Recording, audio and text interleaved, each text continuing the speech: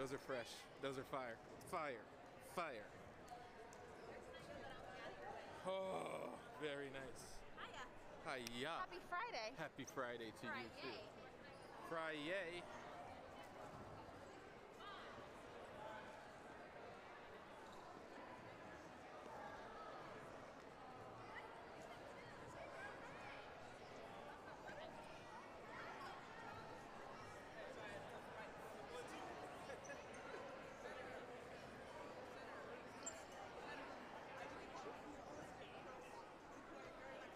How's the group chat going? Has he been exposed yet? Yep. What? Well, do you think if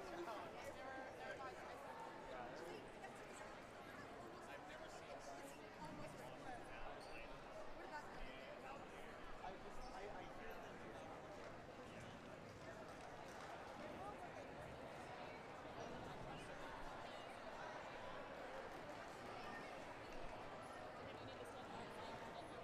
But nobody should be in the summertime anyway.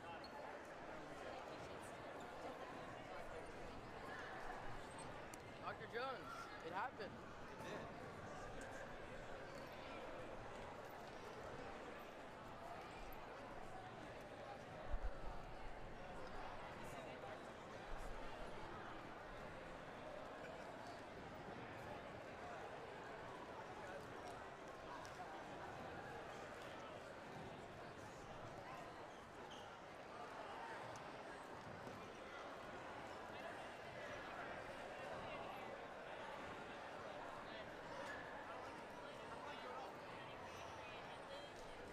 Not one bit.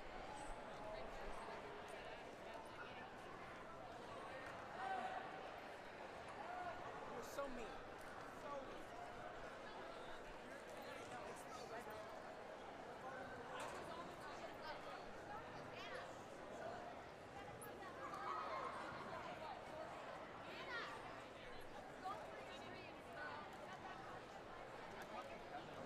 Chelsea.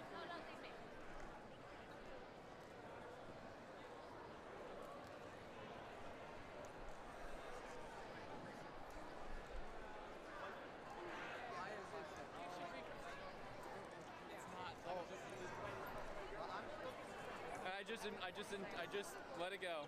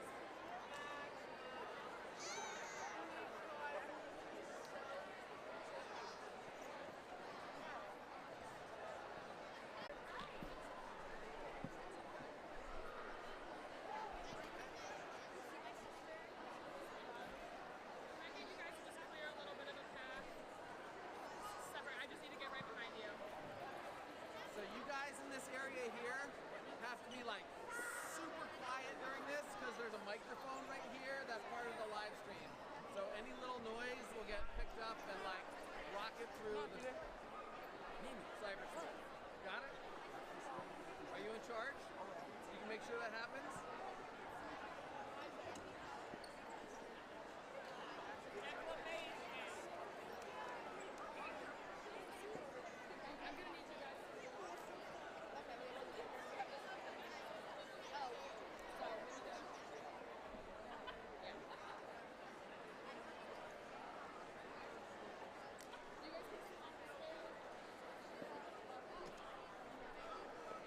Am I fine? If you're completely silent, you're correct.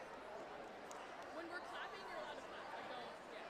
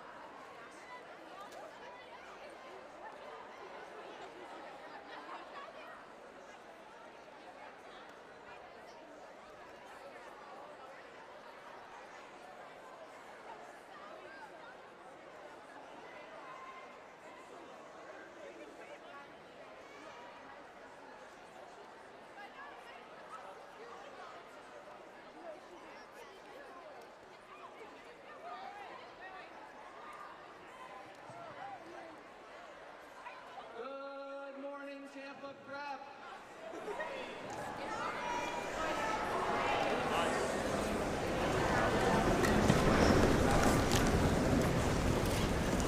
We have not been able to have this assembly in person for 2 years, and I'm thrilled that we are back live to be able to do the annual Declamation Assembly here at Tampa Prep. Welcome. That's worthy of applause.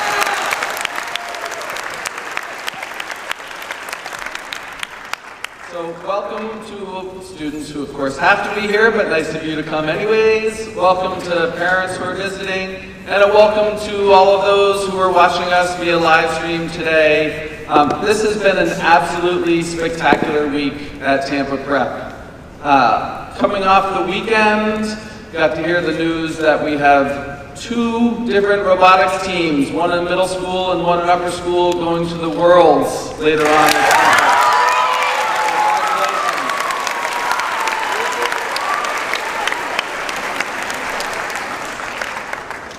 As you know, yesterday we did not have classes because our boys soccer team was competing in the state championship.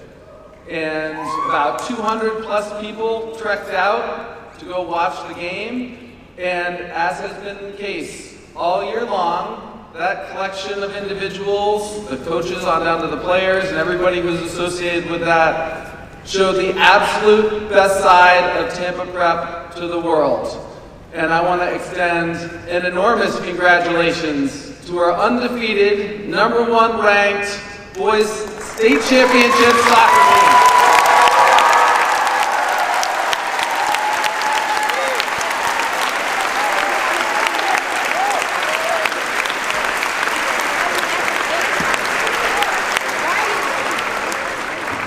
Not only are they the most talented soccer team in the country, they also are a collection of incredibly wonderful young men. Wonderful young men. They represent not just talent, but character in the way that makes Tampa Prep proud. And I could not have been more proud to be there cheering you on, watching you from a distance, and watching the absolute best side of Tampa Prep on display. Fans who came to the game yesterday, you all did a wonderful job representing the best side of Tampa Prep. It was a spectacular day. So congratulations again to the boys, and we will have another chance to celebrate you in the future.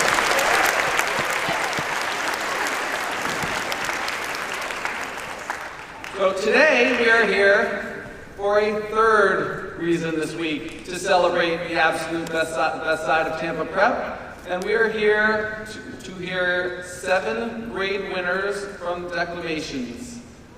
Declamations at Tampa Prep now about a 2-decade tradition at this school. They've been going on for a long time. It is one of the things that when alumni come back and I ask them about preparation for college, a huge percentage of them will refer back to the declamation process. Some of them felt very tortured along the way, as many of you may have felt by doing declamations. Every single one of you, every year at Tampa Prep, has to deliver a declamation in front of the class.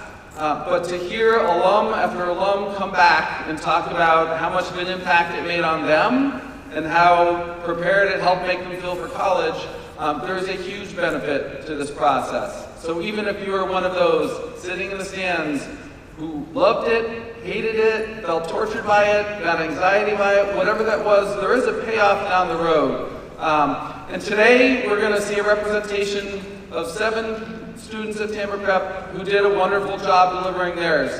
There are no shortage of other ones that could be up here today, and it's always hard to pick only a handful of people to represent. But this is the group we have, and I'm really looking forward to hearing the declamations from these 7. We're going to lead off today with the winner of the junior class, Mr. Kai Nelson.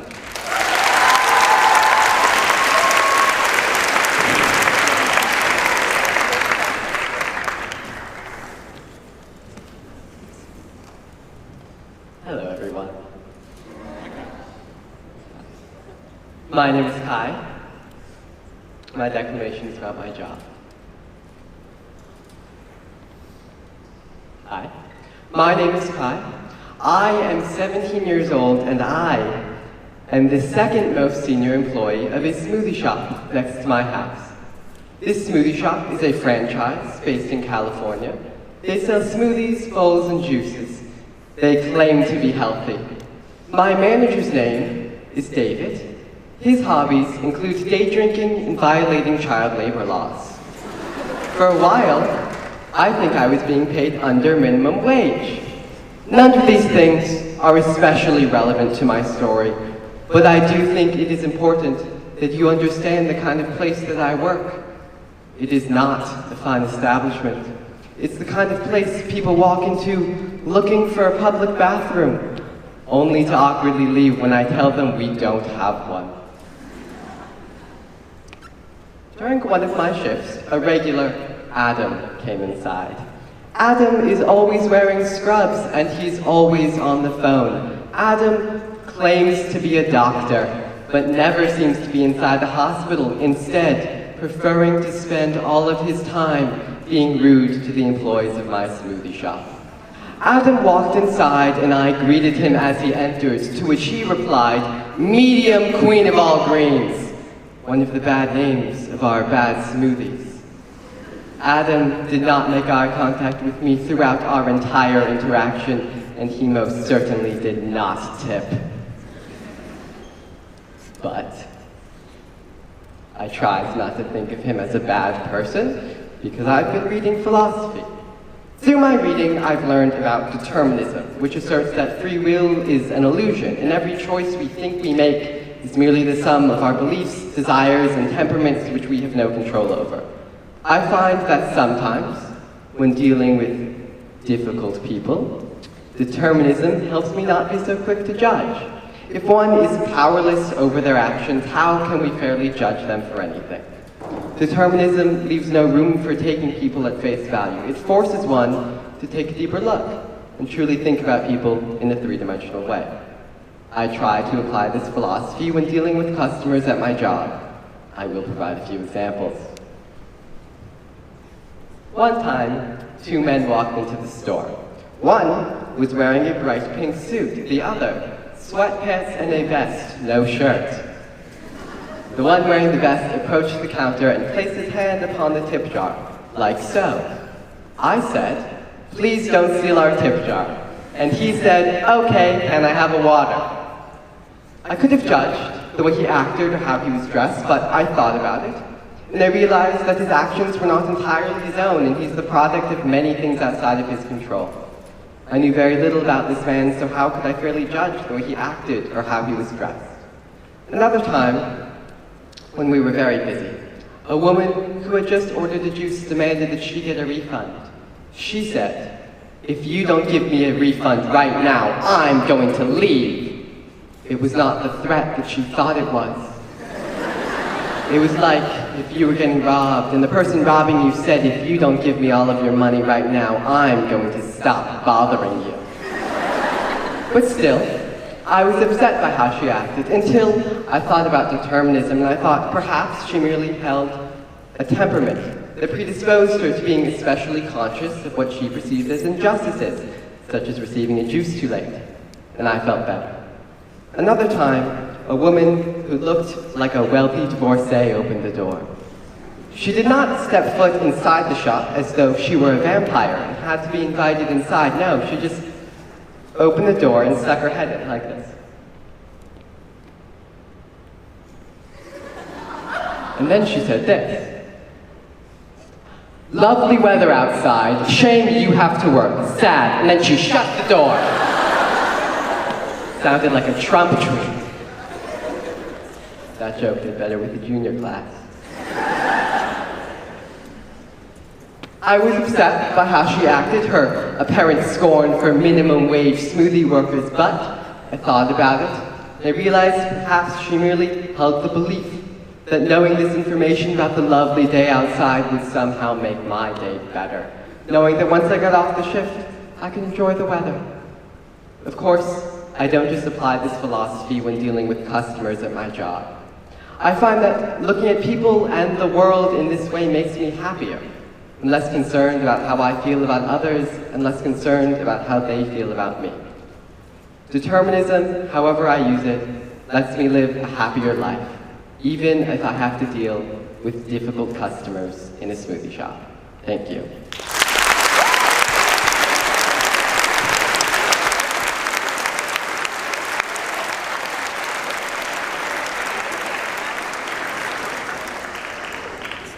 Our next speaker today is the 6th grade winner, Liz Moken.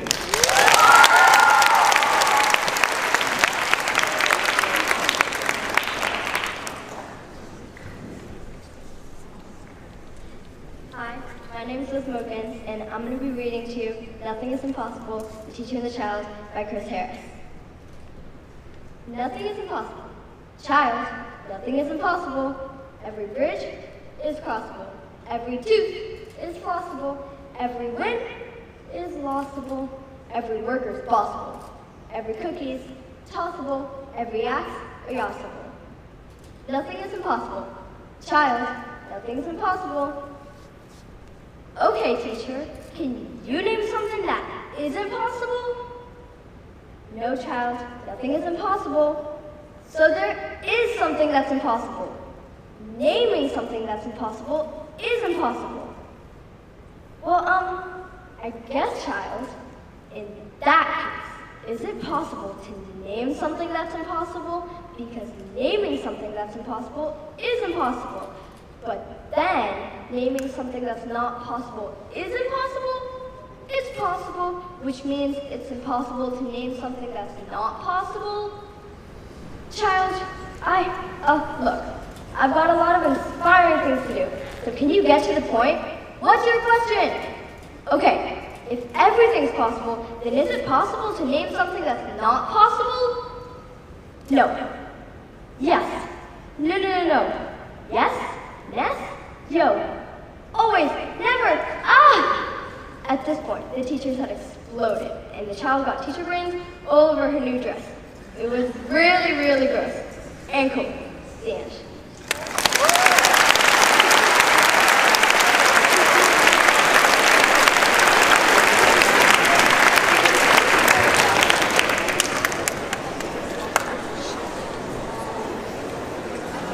I should have just prefaced at the beginning, for those of you who may be watching at home or aren't aware, in the middle school, the declamation is, they choose a selection from a book or a poem, and they memorize that and then deliver it. And in the upper school, students write their own declamation, memorize it, and deliver it.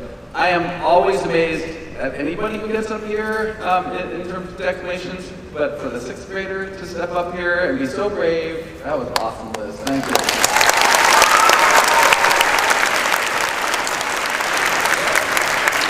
Next up, we have the 9th grade winner, Anna Butts.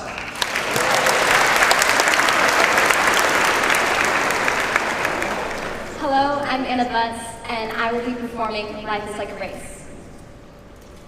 Have you ever felt as though you're close to the finish line, but can't quite see it?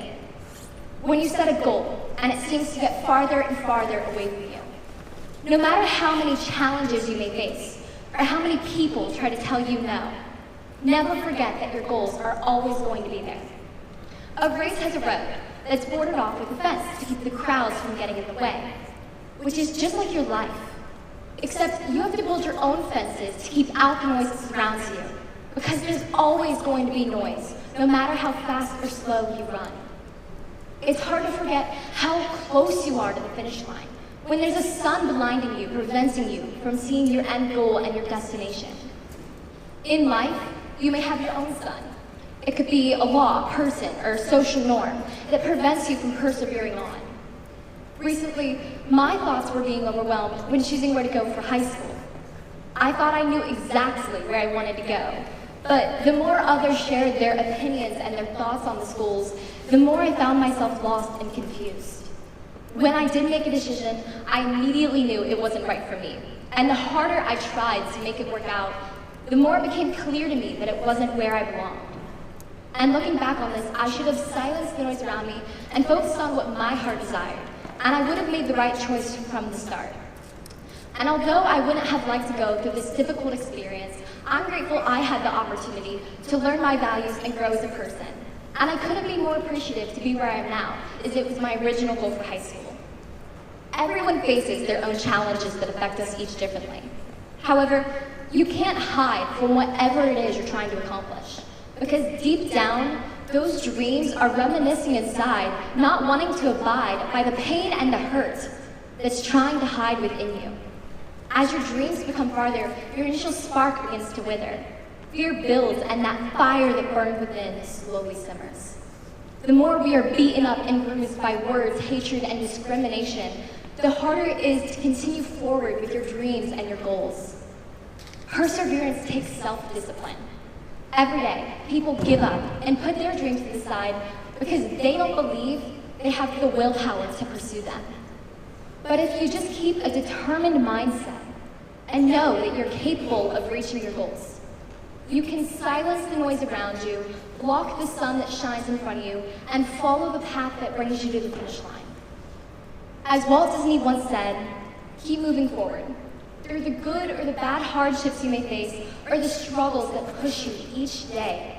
Life tries you and challenges you constantly, but when you can become stronger than your fears and your doubts, you gain the wisdom and confidence that you need to challenge them before they can challenge you. So remember, no matter how hard life may get, or how impossible it may seem, keep moving forward. Thank you.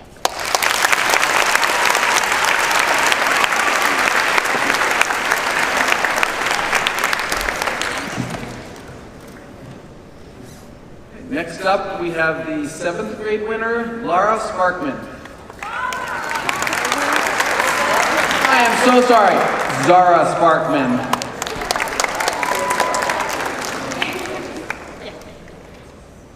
Hello, I'm Zara Sparkman, and I'm going to be reciting Annabel Lee by Edgar Allan Poe. It was many and many a year ago, in a kingdom by the sea, that a maiden there lived whom you may know by the name of Annabel Lee. And this maiden she lived with no other thought than to love and be loved by me. I was a child and she was a child in this kingdom by the sea, but we loved with a love that was more than love, I and my Annabel Lee, with a love that the winged seraphs of heaven coveted her and me. This was the reason that long ago, in this kingdom by the sea, a wind blew out of a cloud, chilling my beautiful Annabel Lee, so that her highborn kinsman came and bore her away from me, to shut her up in a sepulchre in this kingdom by the sea. The angels, not half so happy in heaven, when envying her and me. Yes, this was the reason, as all men know in this kingdom by the sea, that a wind blew out of a cloud by night, chilling and killing my Annabel Lee. But our love, it was stronger by far than the love of those who were older than we, of many far wiser than we, and neither the angels in heaven above nor the demons down under the sea could ever dissever my soul from the soul of the beautiful Annabel Lee. For the moon never beams without bringing me dreams of the beautiful Annabel Lee, and all the night tide I lie down by the side of my darling, my life and my bride, in her sepulchre there by the sea, in her tomb by the sounding sea. Thank you.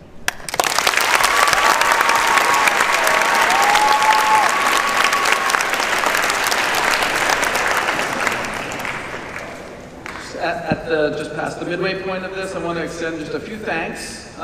Thank you to Mr. Conley and Isaac and Alex for helping out with the live stream today.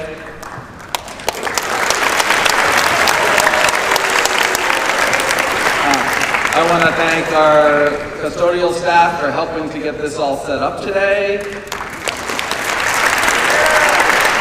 And I want to thank all of the English teachers who play a pivotal role in the whole declamation process and for helping me create the magic that we're getting to see today. So thank you to all the English teachers as well. Next up, we have the 10th grade winner, Emma Merrigue.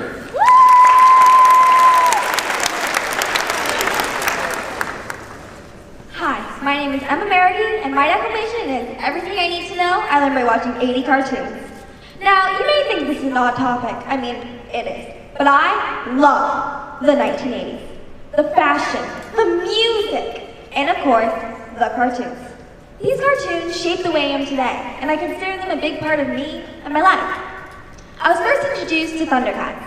I remember my mom coming home and showing it to me on the TV in the living room. My eyes never left the screen, and from there, I fell in love with several more cartoons. Whenever my mom talks to someone about me, she says, she's my girl born in the wrong decade. From my side ponytail and my gemstar earrings, to my jean jacket and Thundercat shoes, I'm a full-on rad 80s girl. Now, let's dive into the wonderful world of 80 cartoons. First, let's start with a truly outrageous cartoon, Jem and the Holograms. To give a little background on the cartoon, it came out in 1985, and it portrays the protagonist, Jerrica Benton. She is the manager of Starlight Music, and she has an alter ego, the lead singer in a rock group, called Jem and the Holograms. Within the cartoon, many of Jem's songs have powerful messages.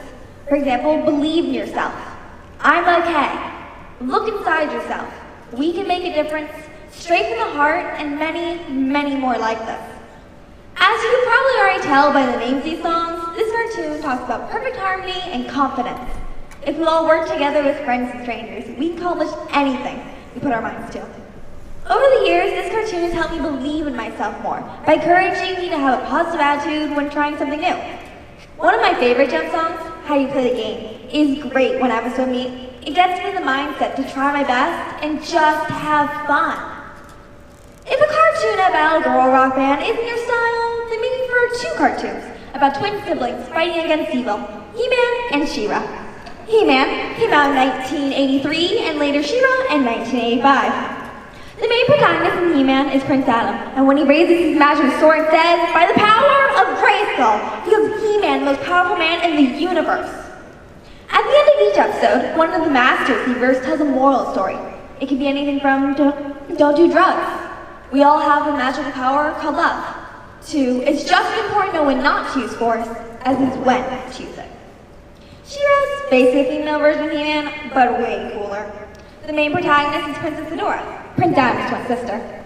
When Adora raises her sword and says, for the honor of Grayskull, she was She-Ra, Princess of Power. At the end of each episode, a magical creature named Loki tells a moral story. For example, always look for the good in someone. It takes more courage to walk away from a fight, and everyone working together to make progress. These 2 cartoons taught me many life lessons that I still keep with me to this day. Rainbow Bright is another one of my favorite 80 cartoons. It was made in 1984. The main character, Rainbow Bright, tells me happiness and hope through color on Earth, with help from Tink, Starlight, and the Color Kids. She taught me to always keep a positive mindset and help anyone in need. These are the top cartoons that shaped the way I am today, but there's so many more I love. For example, Thundercats, Disney's Gummy Bears, and of course, the Snorts. All these cartoons have something in common. They help shape me to be the positive, outgoing, crazy, happy person I always am. They taught me that good always wins, and as long as I put in the hard work, I can do anything. Overall, the 1980 cartoons make up another 4th of my personality. Rainbow Bright with their colors of happiness, Jem with her song lyrics in my head all the time, He-Man and sheer morals guiding my choices in everyday life. These cartoons are what makes my personality truly outrageous. Thank you.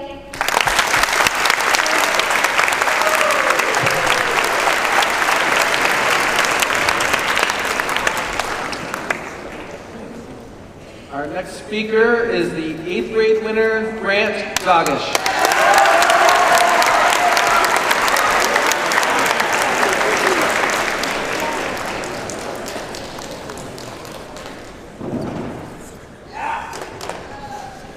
Hello, I'm Grant Gogish.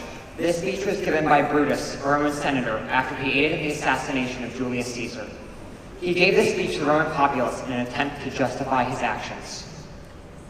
Romans, countrymen, and lovers, if there be any in this assembly, any dear friend of Caesar's, then to him I say, that Brutus' love to Caesar were no less than his. If then that friend demand why Brutus rose against Caesar, this is my answer.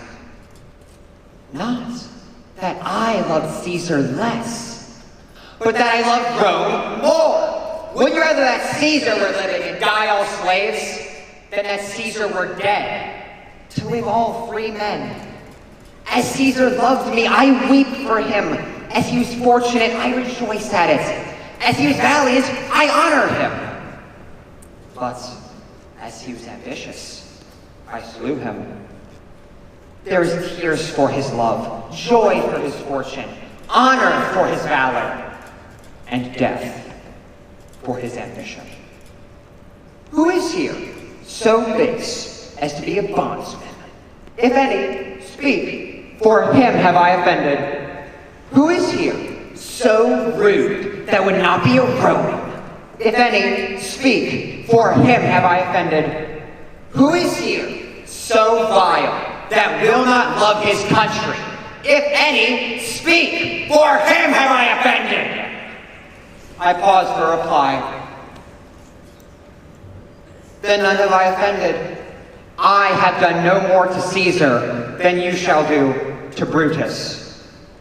With this I depart, that, as I slew my best lover for the good of Rome, I have the same dagger for myself, when it shall please my country to need my death.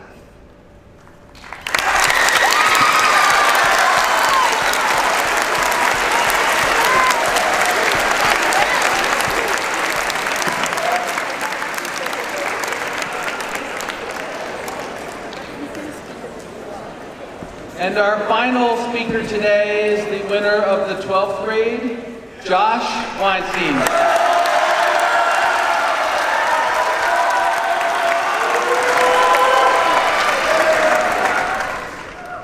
My name is Josh Weinstein, and my declamation is titled Learning to Snowboard. Now, before I start, I should probably mention, I don't actually encounter any snow or snowboards along the course of this journey. I'm sorry if this disappoints you, but learning to snowboard in Florida, as I've learned, is not very easy. Why snowboarding, you may be asking? Well, it all started when my friend got back from Colorado. He was on what I thought was a ski trip.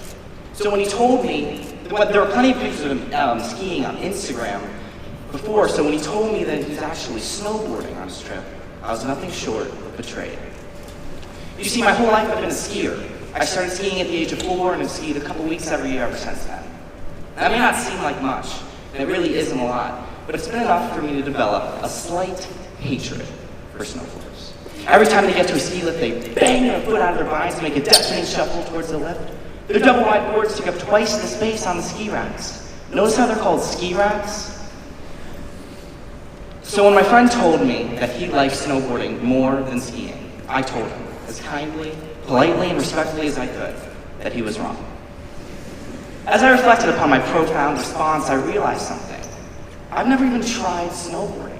How could I hate what I've never experienced? And then I realized I do this all the time. I steadfastly support IHOP in its war against Waffle House, but I've never even been to a Waffle House. I, for some reason, think Verizon is the best cell phone carrier just because I have it, but I've never even given T-Mobile a chance. I decided it was time to change my ways. Instead of being biased and opinionated, I was going to be informed, but still very opinionated. So that's when my journey began. I figured it's winter, prime snowboarding season, so I'll get aboard and start learning. And then I remembered we live in Florida. I'm not sure if you guys have noticed, but it doesn't snow that often here, so I had to come up with an alternative. I wasn't going to try skateboarding. I've seen the scrapes and scars that skateboarders get. I wanted no part of that. I was about to give up until I found something. My sister's 2006 Nintendo Wii. The first game I tried had snowboarding, but it wasn't a snowboarding game. It was titled Mario and Sonic at the 2010 Olympic Winter Games. It featured a mode called Dream Snowboard Cross, in which you snowboard through the city of Vancouver with 100-foot jumps and speeders. I figured this would be a great way for me to learn snowboarding. Surprisingly, it wasn't. The game was awesome, but something about snowboarding through a loop-de-loop as Donkey Kong just wasn't realistic to me. After that masterpiece, I had trouble finding other real snowboarding games. Mario Kart Wii has that game on the snowy mountain, but that just wasn't right. The all-time great Wii Sports Resort has wakeboarding, but that just didn't cut it. And then, I found it. The cleverly titled Wii Ski. Its snowboarding mode was awesome. I was on the Wii balance board, controller in hand, and I felt like I was out crushing the slopes. And for a second, I realized what the whole snowboarding craze is all about. So, did my opinion change? Do I really like snowboarding more than skiing now? No, of course not. Because I didn't really try snowboarding. If there's anything this journey's taught me, it's that in order to make informed opinions, you have to embrace these sides and try to understand them. You can't just make a lazy effort. So next time I'm in Colorado or Utah, maybe I'll really try snowboarding. But until then, skiing's better. Thank you.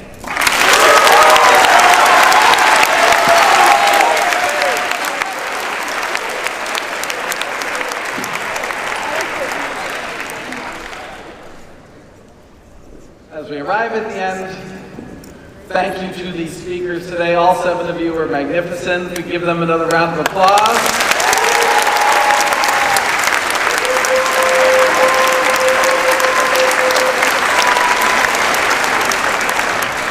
I have 2 quick announcements. The first announcement is that right outside there is the Lost and Found table set up, and on your way out, take a look and see if you've got anything you've been missing for a while. Second, if I can ask the speakers just to stay back here right afterwards for a quick group picture, that would be great. And to close, I just want to thank all of you, students, faculty. As I started this, it has been a spectacular week at and for Tampa Prep, and to be able to work at a school where magic happens every day is an absolute joy. So thank you to all of you for all that you do. Thank you for everything you did with declamations. It's been a spectacular week, and thank you for finishing strong, speakers. This is wonderful. Middle school, you're dismissed.